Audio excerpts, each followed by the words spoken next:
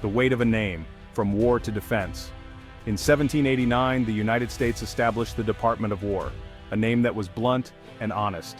For over 150 years, it managed America's military through wars and crises, never hiding its purpose.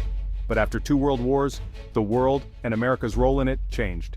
Leaders realized that preventing war was as vital as winning one. The old name, Department of War, began to feel out of step with a new era focused on peace and deterrence.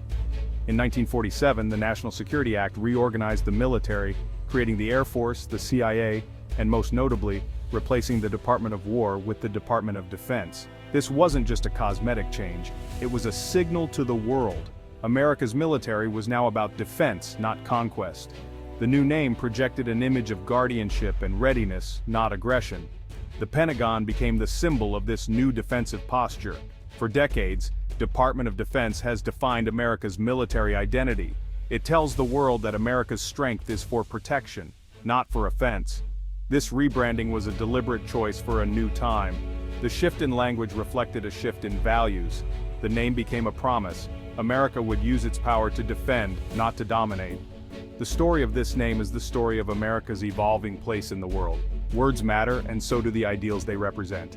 A symbol forged in conflict, the Pentagon's origins.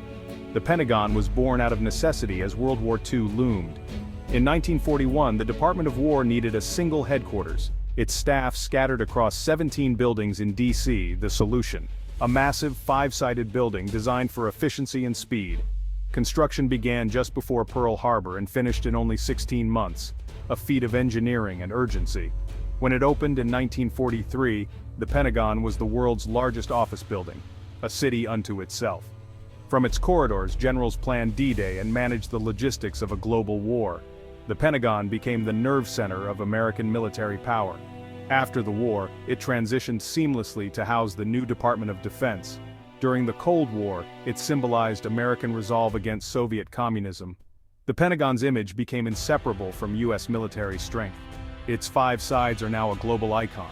The building's origins reflect the urgency and scale of America's wartime mobilization.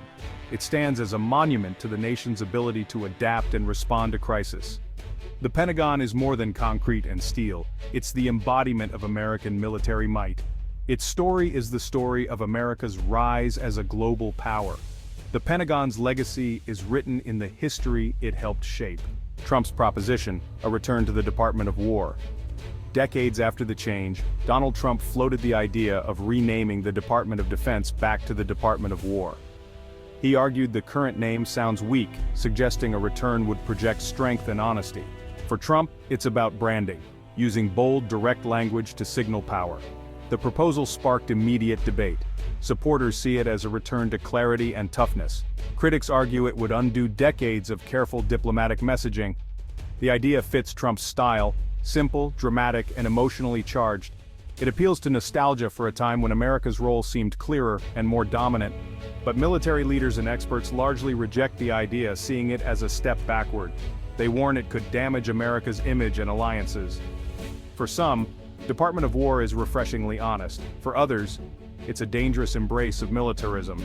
The debate is about more than words, it's about America's vision of itself.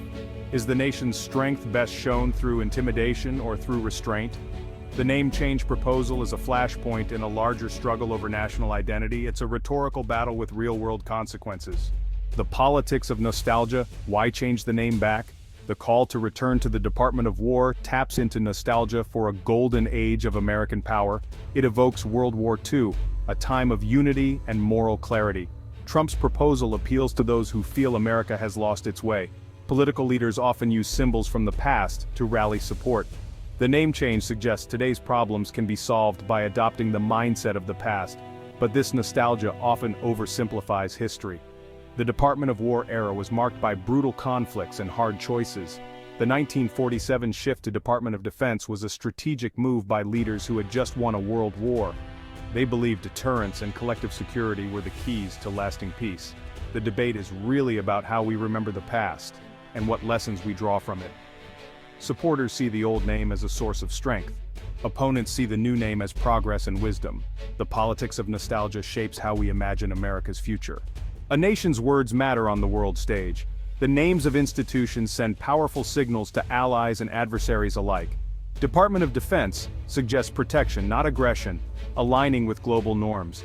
Changing it to Department of War would be seen as a major shift in U.S. foreign policy. Allies might worry America is abandoning its commitment to peace. Adversaries could use the change as propaganda, painting the U.S. as aggressive. The name would make it harder for America to claim the moral high ground. Diplomats would face new challenges explaining U.S. intentions. Every military action would be viewed with more suspicion. The symbolic power of the name could overshadow actual policy. It risks fueling mistrust and misunderstanding worldwide. Words shape perceptions, and perceptions shape reality. The world would be watching and reacting. The impact of a name change would be felt most by America's allies. NATO and other alliances are built on trust and shared values. Department of Defense reinforces America's commitment to collective security. A switch to Department of War could shake allies' confidence. Some might distance themselves or seek new security arrangements. The alliance system that has maintained global stability could weaken. For adversaries, the change could be both a deterrent and a provocation. Trump argues that projecting overwhelming strength prevents conflict, but adversaries might respond with their own aggression, escalating tensions. The name could trigger arms races or new alliances against the U.S. A rhetorical shift could spark real-world crises. The stakes are high. Words can set off global chain reactions. The world's security fabric is more fragile than it seems. The proposal would ignite fierce debate within the U.S. For many, Department of Defense reflects the military's protective role in a democracy. Changing the name could be seen as a shift toward militarism. Within the military, opinions would be divided. Today's armed forces do more than fight. They provide aid, keep peace, and build partnerships. Department of War narrows the focus to combat, devaluing other missions. This could affect morale and recruitment, making service seem less noble. The debate would become deeply partisan, another front in the culture wars. The military, striving to remain apolitical, would be caught in the crossfire. The name would become a political football, risking the military's relationship with the public. The identity of America's armed forces is at stake. The name shapes how service members see themselves, and how the nation sees them. The consequences would ripple far beyond the Pentagon's walls. Branding isn't just for corporations. Nations brand themselves too. Department of Defense is a carefully crafted national brand. It tells a story of strength with responsibility, a preference for peace. Changing it to Department of War would be a radical rebranding. The new name would signal a nation defined by its willingness to fight. This is the intent to project dominance and fear. Throughout history, leaders have used rebranding to signal new eras. Renaming institutions is a way to break with the past and assert new values. The Pentagon's name debate is about more than words. It's about national identity. What story does America want to tell the world? Is it a guardian or a fighter? The choice of a name is a choice of values. Symbols force us to confront who we are, and who we want to be. The proposal to revert to Department of War is more than a suggestion. It's a challenge to decades of consensus. It forces a conversation about power, purpose, and America's role in the world. The 1947 change was a deliberate act by leaders determined to build a more stable order. Department of Defense projects a commitment to peace and security. Returning to Department of War would cast aside that legacy. Supporters call it honest and strong. Critics call it reckless and self-defeating. The debate is about the story America tells itself and the world. A name is an identity, a statement of purpose. The Pentagon's name encapsulates two visions: war or defense. The choice will shape America's path in the years ahead.